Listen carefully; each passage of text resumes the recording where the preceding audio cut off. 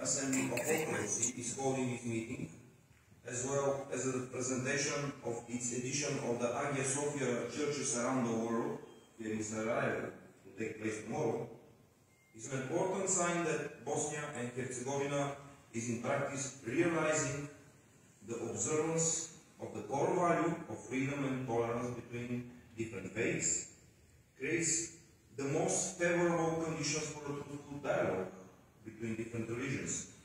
And as we know, this dialogue is among the priorities of our assembly. Thank you once again on behalf of our delegation for your hospitality. Secondly, I also want to express the positive assessment of the Bulgarian delegation for the work of the Secretary General Dr. Harkopoulos and his entire team, and especially for what has been done in the last 6 months, for which we received a precise report. On behalf of the Bulgarian Parliament, I also take note and into account the fact that all those activities, including the ones performed in Italy, in Switzerland, in Germany, that were presented, are carried out with a small budget, the contribution of which have not been updated for decades. We, therefore, call on Member States to consider an increase in their contributions to the Assembly, something that some members of the organization have already done. Among the particularly important topics that the Secretary General, Dr. Harkopoulos, discussed during his high-level meetings and delegation events are Ankara's continued violation of international commitments, and more specifically, the Convention on World Cultural Heritage, namely the conversion of the Basilica Hagia Sophia in Constantinople into mosque, as well as the continuing disturbing trend in Erdogan's foreign policy to expand Turkey's influence through Islam in the region of Southwest Europe and the Balkans, which was just being mentioned by our colleague from Albania. The latter represents a direct attempt to realize pan-Turkism and a confrontation with European Christian values. Regarding the Basilica of Saint Sophia, we all know how much effort our Assembly is making to inform and activate the international community against this illegal act, which should not leave the agenda of the European and Christian communities.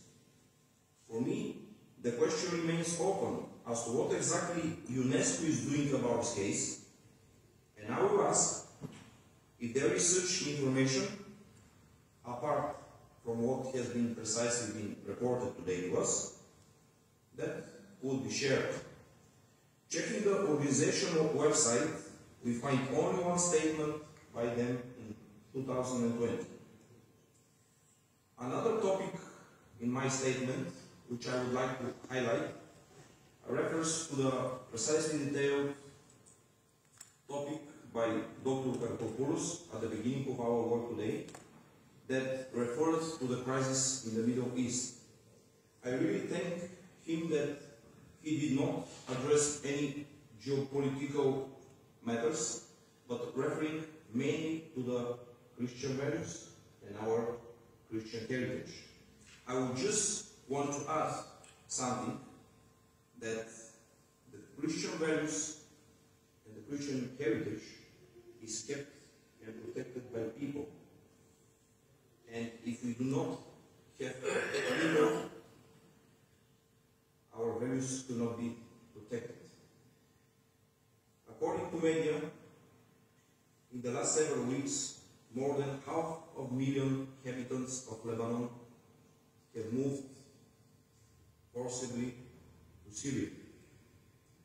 You know that a huge part of the people who live in Lebanon are Orthodox Christians. Therefore, I just encourage our Secretary General, our President, and our colleagues to spread a loud message for seizure of the attacks done by Israel, not on political matter, but on protecting our churches, our Christian values, our heritage, and protecting all the Orthodox people who should live peacefully there, and who, I believe, is one of the goals of our assembly, to represent them worldwide, which I believe we aim to do for the last 3 decades. And finally, dear colleagues, as you know, we already have a newly elected European Parliament. The contacts of our assembly with this organization should continue, in my opinion, and to be activated even more on all levels. Because for us, as parliamentarians, this is one of the direct ways through which we will be able to carry out the policy of protecting and guaranteeing Christian civilization's values in the European space and beyond.